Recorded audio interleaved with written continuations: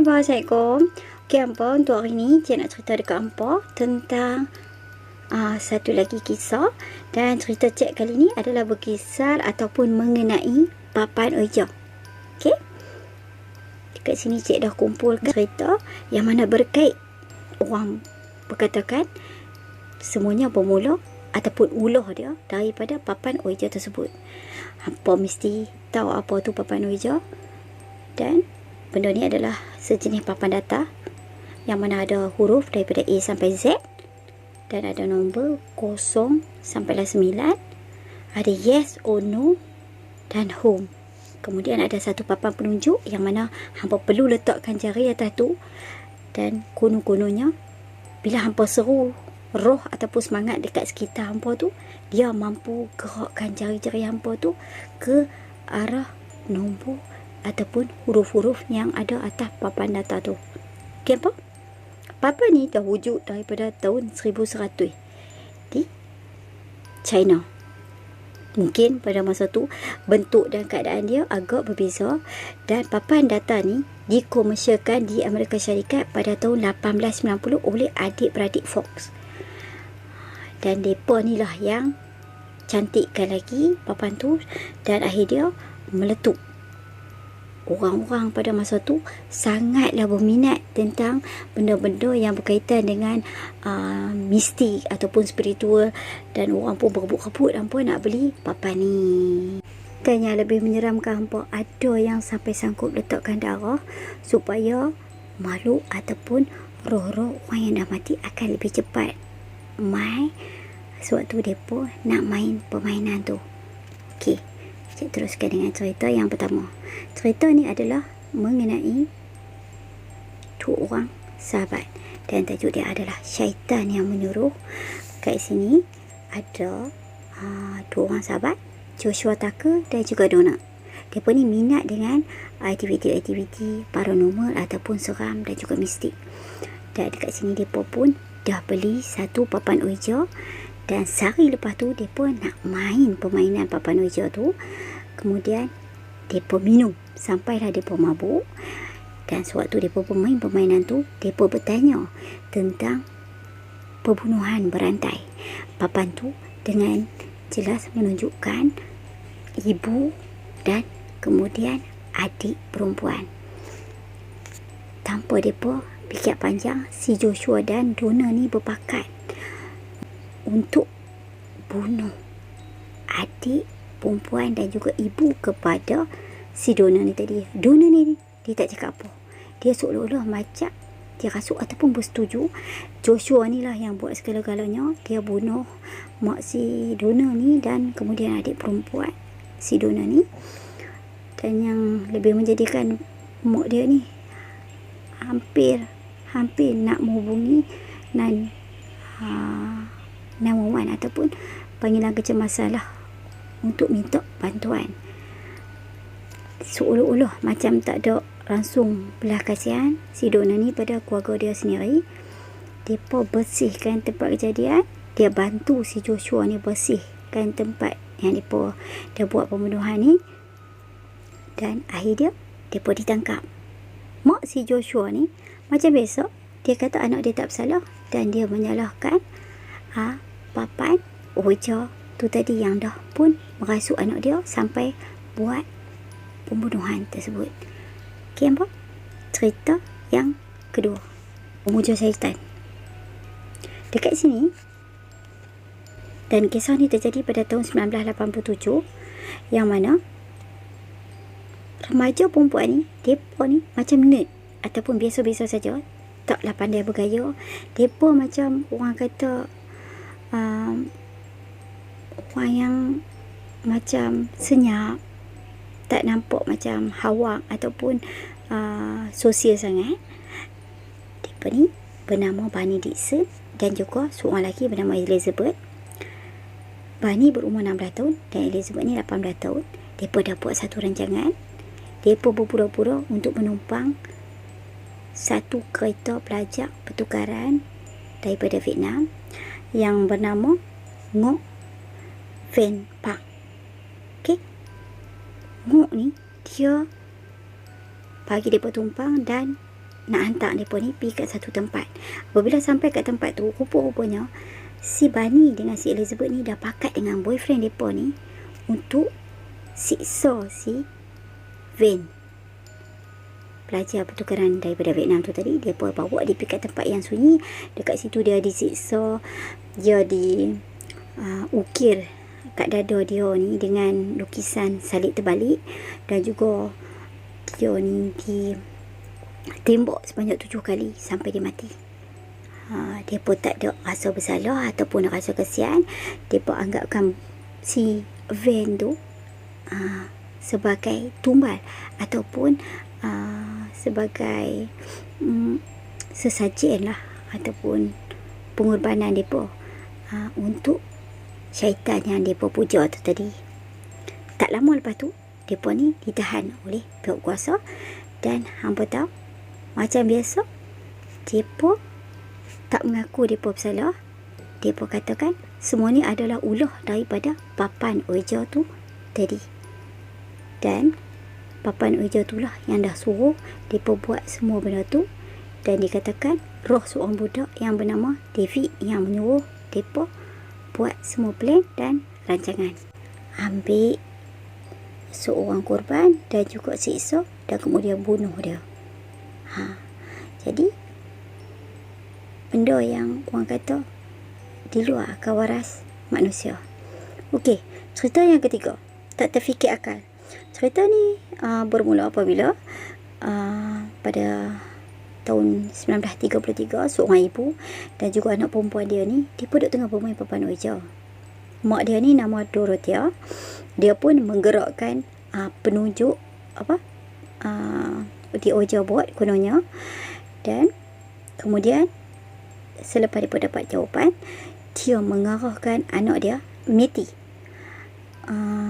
yang baru berusia 15 tahun ketika tu, supaya bunuh bapa dia sendiri. Di sebalik kejadian ni, sebenarnya si mak dia ni rupa-rupanya dah ada laki lain. Mak dia ni macam main kayu tiga lah. Dia nak berkahwin dengan kekasih dia. Dan dia nak suami dia ni dihapuskan. Tapi dengan cara dia gunakan anak perempuan dia sendiri. Dan apabila dia bertanya apa yang patut dia buat untuk bunuh suami ataupun bapa pada si Matty ni, Papan Oja tu telah pun menunjukkan yang supaya tembak dia. Dan apabila bapa si Matty ni ataupun suami pada Dorothea ni, dia habis perah susu lembu, dia pun keluar daripada bansai, si Matty ni dengan tenangnya mencapai shotgun dan terus menembak bapa dia tanpa belas kasihan. Dia ni seolah-olah macam dirasuk. Dia terus tembak bapa dia dan akhirnya bapa dia rebah dan dibawa ke rumah sakit, nampak? Tapi malangnya tak dapat diselamatkan. Dan apabila disiasat dan disuruh oleh pihak kuasa, macam biasa, mereka katakan semua ni adalah arahan daripada Papan Oja. Dan dia kata macam suruhan ataupun petunjuk daripada Papan Oja tu, kuno-kunonya mereka tak dapat nak lawan ataupun tentang, seolah-olah diri mereka ni dirasuk. Macam tu lah cerita yang ketiga. Cerita yang keempat apa? Cerita yang keempat ni adalah dirasuk. Seorang lelaki yang bernama Gary Gilmore, dia ni macam menjadi terkenal sekejap kerana dia ni memohon ataupun meminta dihukum mati kerana perbuatan dia bunuh 2 orang lelaki di Utah. Okay. Kononnya dalam buku yang telah pun ditulis oleh adik dia, sedari kecil mereka dua ni, mak mereka ni dah memang percaya yang kuno-kunonya roh ataupun syaitan ni dah ikut keluarga mereka daripada kecil. Yang mana mak menakan mereka ataupun mak saudara mereka seorang mati akibat macam kemalangan lah boh. Dan seorang lagi makcik dia pula macam terkena penyakit yang orang kata mereka rasa macam mungkin lillahi sihat. Lepas tu dia tiba-tiba jadi macam lumpuh. Dan kerana keadaan tu, mak si Gary ni dia salahkan si roh daripada papan Ouija tu, kerana pada waktu kecil mereka main permainan tu, dan sejak tu lah roh tu tak berhenti ikut mereka. Dan kemudian roh tu dah rasuk si Gary ni, yang mana mak dia kata dia nampak lembaga duduk atas badan anak dia di rumah mereka. Dan keadaan ni dia kata lembaga-lembaga tu lah yang mendorong anak dia supaya pergi bunuh orang. Jadi dia tak percaya yang anak dia Gary ni seorang pembunuh, dan semua ni adalah berpunca kerana papan puaka tu. Dia menyesal lah kononnya mereka dah main, dan tanpa sempat mereka hantar pulang hantu tu.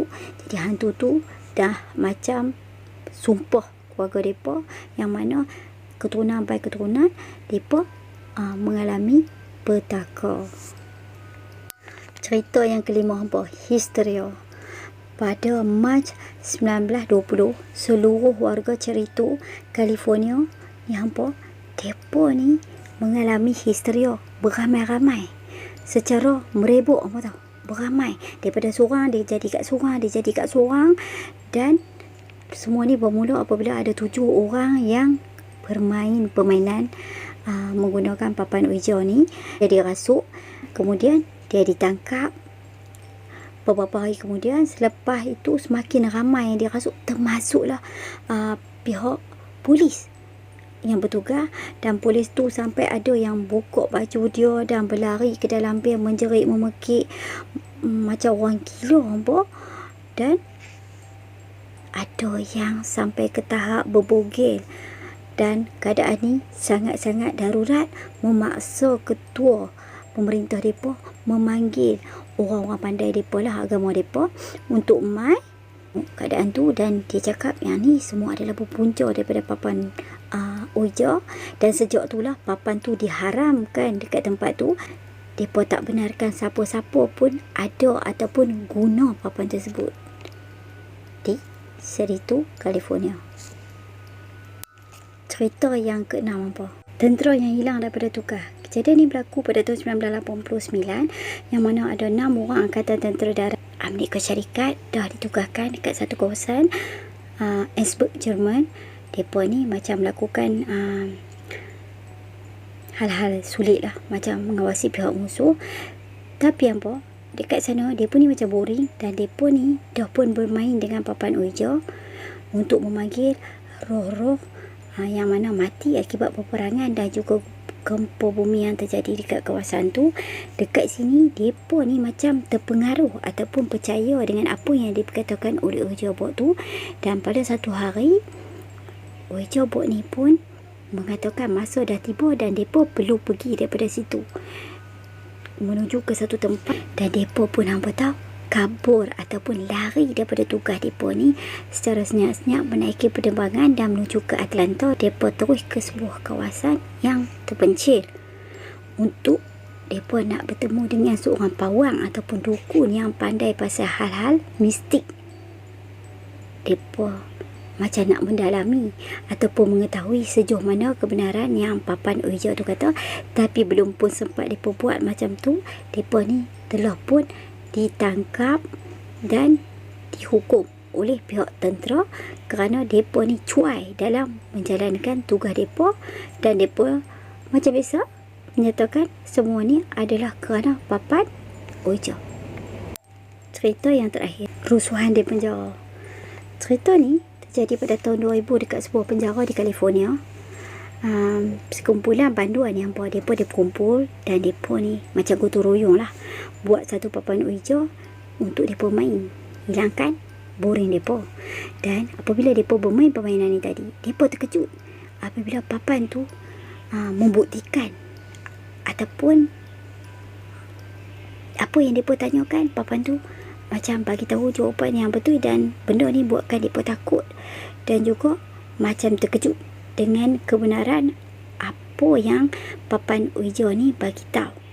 Dekat sinilah 3 daripada banduan-banduan ni dia macam tak boleh terima, macam orang kata dia macam nak hampir-hampir nak hilang akal. Dia mula cakap merepek, lepas tu dia mulalah berdoa pada Tuhan depa, dan juga akhirnya depa ni dirasuk.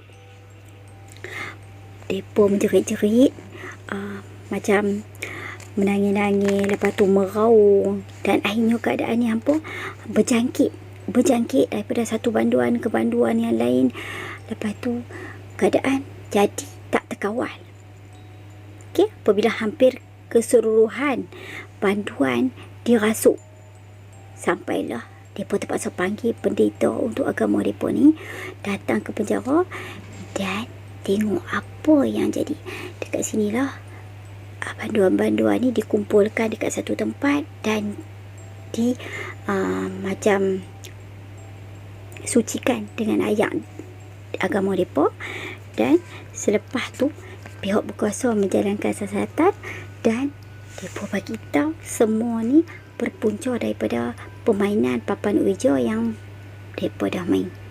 Dekat sinilah pihak berkuasa ni pun percaya apabila bukan seorang yang cakap macam tu, keseluruhan yang kena ni mereka bercakap benda yang sama, dan sejak tu permainan tu dilarang untuk dimainkan di situ.